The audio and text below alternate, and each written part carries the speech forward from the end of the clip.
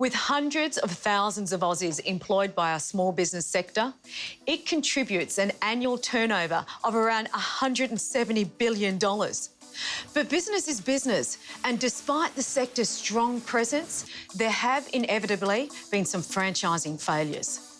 Yet with continued growth expected, gaining franchise success, as we'll hear today, has never seemed so possible. I'm Effie Zarkos, and welcome to The Franchise Show.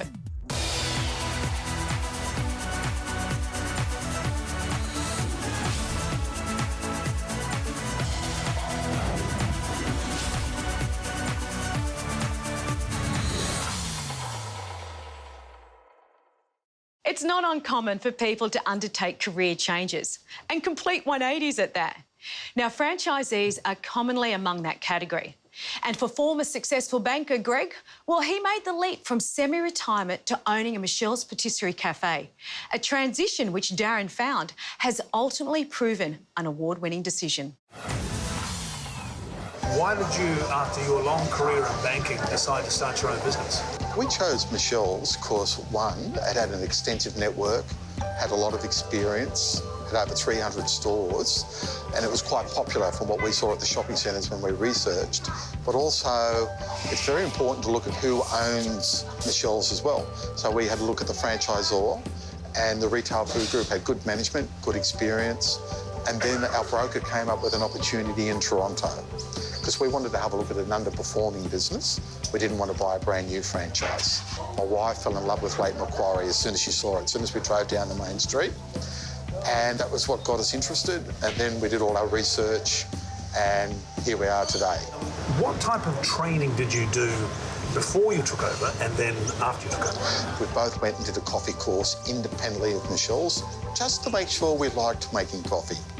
Once we'd signed with Michelle's, they have a 4-week training course on the Gold Coast, and that covered many aspects from human resource management, financial management, definitely how to make coffees, savouries presentation, cake presentation, and before we could come in-store, they have you go and do 3 days training at other local franchises. And we were very lucky. One of those was one of the largest big cake sales stores in New South Wales and Australia at Erina. My wife, Annie, she also had over 30 years in the IT industry, and she was also had 5 years retail fashion experience. What we learnt that we could use of her skills was all the cakes are designed on computers in-house now. So her skills there has been a godsend to help us get that done. Realistically, when you open a business like this, you've got to almost do everything. You've got to do staff employment letters, you've got to manage staff, you've got to manage the financial performance of the business, you've got to work out key performance indicators, you've got to work out your local area marketing, sponsorships. Where a lot of restaurants and businesses go broke is not by managing the books well, but it's the engagement with our customers. When you take an order, you get someone's name, and when they become repeat customers, we always remember their name and address them by their name. I've got a pop quiz for you then. How many of your customers do you know by name? I would say, out of our regulars, I would remember 95% of them, as well as their coffee order. And also, if they've got children, I know their kids' names. We get involved in their lives and they get involved in our lives. And we share stories on that side of it. And I think that's one of the keys. Naturally, we provide a consistent product, but it's all about our customers and genuine care for them and always interested in their well-being. The service is so good and they're all so friendly, and anything you want, you know, they're there with it. We come and it's just like coming to family. We know all the girls and they're all beautiful, and Annie and Greg are wonderful. What would be your #1 tip for success in small business? It's all about having a team that provides the best customer service beyond expectations, making people feel welcome, always smiling. And our team follow our lead. They've bought in to how we want to treat customers. They also remember customers' names and share their experiences with customers and vice versa. To get peer support is the highest of accolades that you can get, and to be involved with the creme de la creme of the retail industry and to win the award for Toronto, and our staff is surreal. Congratulations. It just goes to show that whether you're a butcher, a baker or a candlestick maker, when you're starting out a new business, if you stick to the fundamentals and do them well, success is in the bank. Coming up, we meet a franchise hero who's outselling and outsmarting all his coffee competitors. You're watching The Franchise Show.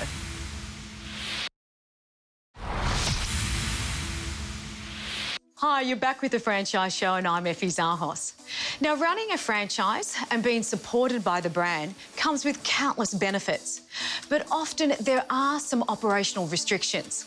Jazz met up with an industry entrepreneur who shared some simple steps to making a winning model an even bigger success.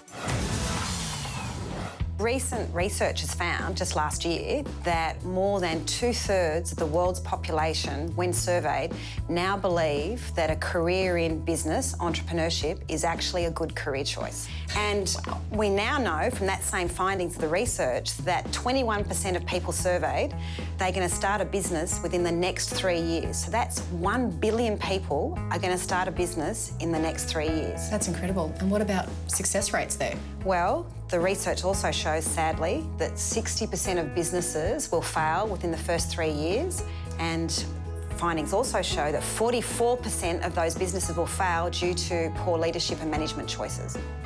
Some people are really motivated for options, alternatives and creativity. They want to do something that's never been done before, and that's the driver. If that same person tries to do a franchise model, they're going to be restricted, they're going to get demotivated, and their unconscious need for that variety and change and difference is going to screw up the model. So what we encourage franchisees to do is slightly experiment and then come back to the model rather than doing radical things that cost a lot of money. And unless you're able to look at the impact it's going to have on your bottom line and measure the margins and actually measure the financial results, you can just be coming up with ideas randomly and not actually knowing if they make a difference.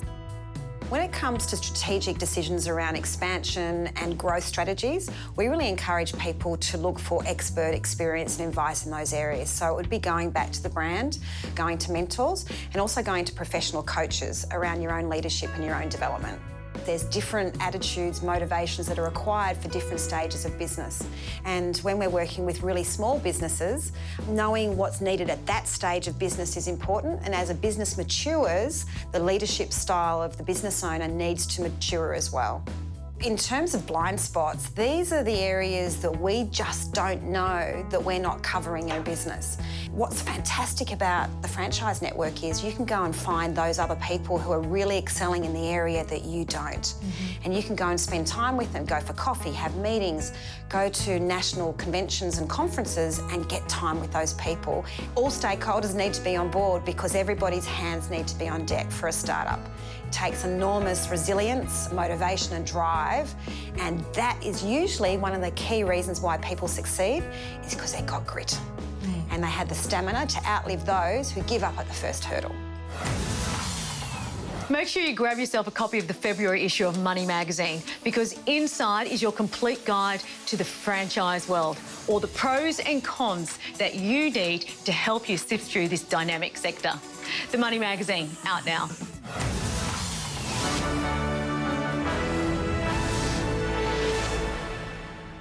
Hi, I'm Darrell from Doria Jeans and I'm the franchisee for North Lakes and Robina Drive-Thru. I chose to open a Gloria Jeans because my son, my family, we're trying to look for something to do together. And I used to frequent a Gloria Jeans coffee shop and drink coffee probably 5 or 6 times a day in that store. And I just decided that it's probably cheaper for me to own the store because I was spending so much money in there. We work within a family environment, so we try to have a family member on staff all the time. I'm the mathematician, I'm the accountant, I do all the rostering, but the process behind a franchise is so important, and dare I say it, my poor wife is so pedantic that she makes sure that we don't move off those processes, which makes us very successful. We make all our staff members feel like family. They come into the store afterwards, they come into my home. We go out to movies together and that fosters togetherness in a team environment. Once you do that, the customers can feel that and that really reflects in the whole business. One of the major problems I thought right from the outset would be how are we going to speed up our service through the drive-thru. So that was a key element to what we wanted to fix right from day one. And we were so successful in doing that that our customers come back every day. And I really, really put it down to not only our atmosphere, but that speed of service through the drive-thru. Basically, we have a speaker box and a 2-window system. Most other drive-thrus wait for the money to be in the till, whereas we will take the risk and we will put everything and have it all ready for them before they even get to the payment window. The Australian standard, obviously, is about 60, and that's reasonable for any drive-thru. Because of our systems, we're able to double that. People have to realise that franchising is not about them doing everything for you. The name on the door, the foundation, yeah, they're all a big part of the business, but the individual themselves or the family have to put something into it to get whatever they want out of it. If you go against the grain, well, you could only ever have problems. So we make sure we have a very, very close relationship with the franchisor, and together we can make any business a success.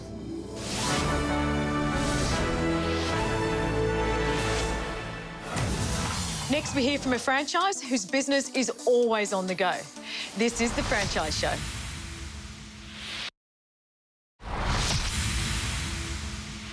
Welcome back. Now, if you've missed anything on today's show or in any other episode, make sure you jump onto our website. That's thefranchiseshow.com.au for a full list of stories, plus much, much more.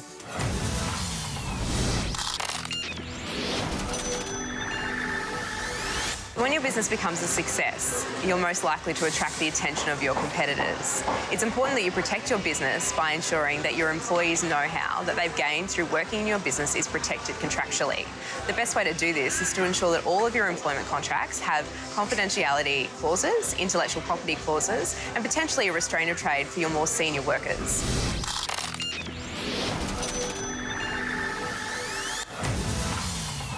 Hello, I'm Rowan Hodge. I'm the General Manager of Batteryworld Australia. Hi, I'm Julie. And I'm Steve Minter. We have 2 Batteryworld franchises, one in Capalaba and one in Cannon Hill, Queensland. Batteryworld began 20 years ago as an offshoot of our parent company, Century Yuasa Batteries. Century considered a lot of different models for the expansion of a retail operation and settled upon franchising as the best model. They chose franchising for a number of reasons. One of those was to have the local ownership of a franchisee in store, and that's proven to be one of our most successful attributes. We've always wanted to have our own business. 6 years ago, we actually did look into Batteryworld, but it wasn't right for us at the time. However, situations changed for us and we had another look and it all fell into place for us and the support was excellent. Everyone needs a battery and that's why we chose Batteryworld. Best thing about owning a Batteryworld franchise, probably the service you get from the franchisor, the management teams, the satisfaction with customer service, as well as being your own boss and having the systems in place and following the systems. That's really what franchising's about. We have in-store training, which takes 4 weeks full-time, and we have 2 weeks of in-classroom training for a more theoretical grounding in our fundamental business. Additionally, we then appoint a mentor from among the franchisees. The trainers of new franchisees in store and the mentors are all paid by Batteryworld to make sure that they really are committed to that training process and to give that new recruit the best possible start in their new franchise business. We went from having one franchise and an opportunity came up where another franchise close to our territory became available, and it was a no-brainer really for us to keep moving forward, and that's what we're looking forward to doing. Batteries are changing every day, so therefore the business will grow every day as well. There's new things coming out all the time. Car batteries, all the start-stop batteries are now becoming prevalent, and with 2 batteries in each car, you can see that there's going to be a lot of growth there.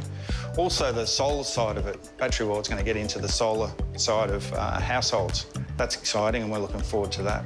One of the challenges that anyone in business faces is having the right team and the right orientation in their business. What the franchisees must do is to establish a business that really looks after the customer by having a strict discipline around their unique selling proposition and a very simple and clear set of operations where it's not difficult to serve customers, but it's really rewarding when you do it right.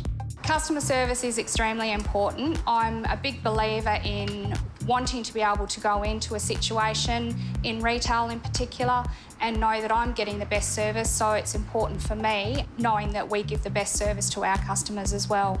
Definitely do your homework, especially financially, you know, have a really good look at what you can do with the business and how you can grow it. Go visit a store, go and visit the franchises that they're actually going to see.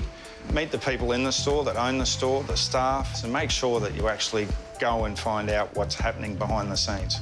Well, the essence of any good franchise is built on a win-win. The franchisor is winning if the franchisee is. At Batteryworld, we went a step further and we embodied that into what we call our decision rules. Rule number 1 is that at Batteryworld Support Office, we exist for the sole purpose of helping our franchisees grow their wealth. The second rule is related to the first, and this is a more attitudinal one, and that is that at Batteryworld, if you don't work in the store, you work for the people who do. We'll be back after the break. Stay tuned. This is The Franchise Show.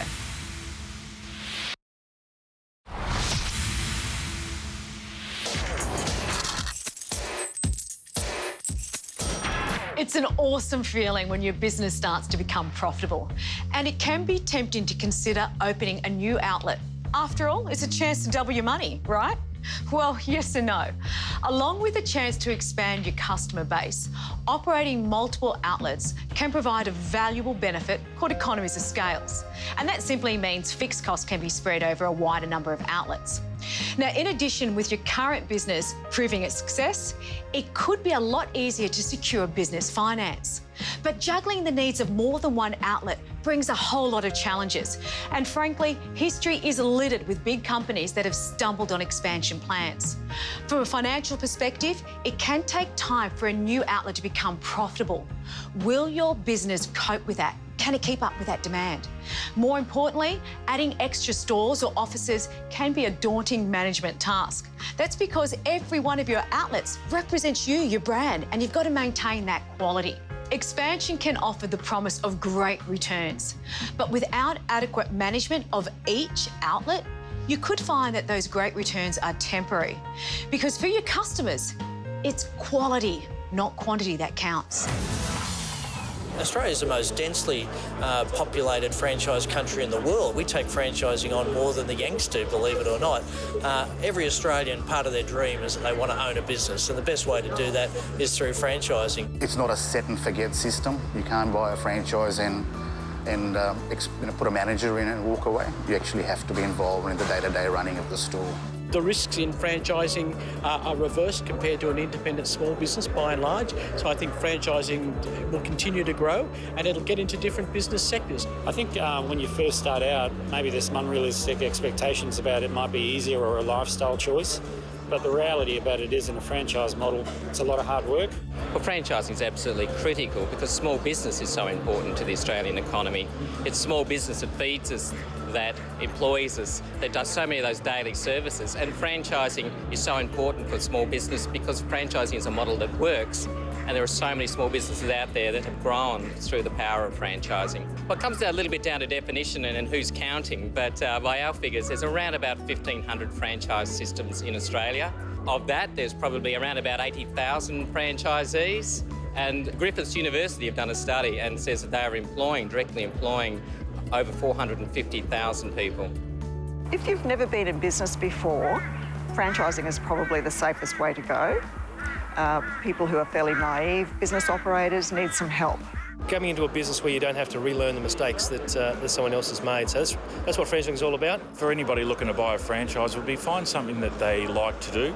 So if you're going to be a franchisee for the next 5 or 10 years, choose something that you can really see yourself doing and enjoying. A national franchise brand, if you can walk in there with confidence from day one and people are going to know who you are, what you stand for, and it'll actually just give you that little bit of an edge when it comes to building your business. Buying a franchise really takes that risk out of it because there's a proven product that's already successful with consumers, and the business model and the marketing strategy have already got a great track record out there in the market. Australia's largest multi-brand food franchisor is now looking for people like you to become small business operators across these iconic brands. To inquire about how you can own a business of your own, call 1800 067 619 or visit www.rfg.com.au. Start your franchising journey today. Whether it's success in work, making a mozza, achieving a work-life balance, or something else again, saying you've achieved your goals and succeeded is a dream most of us would love to claim.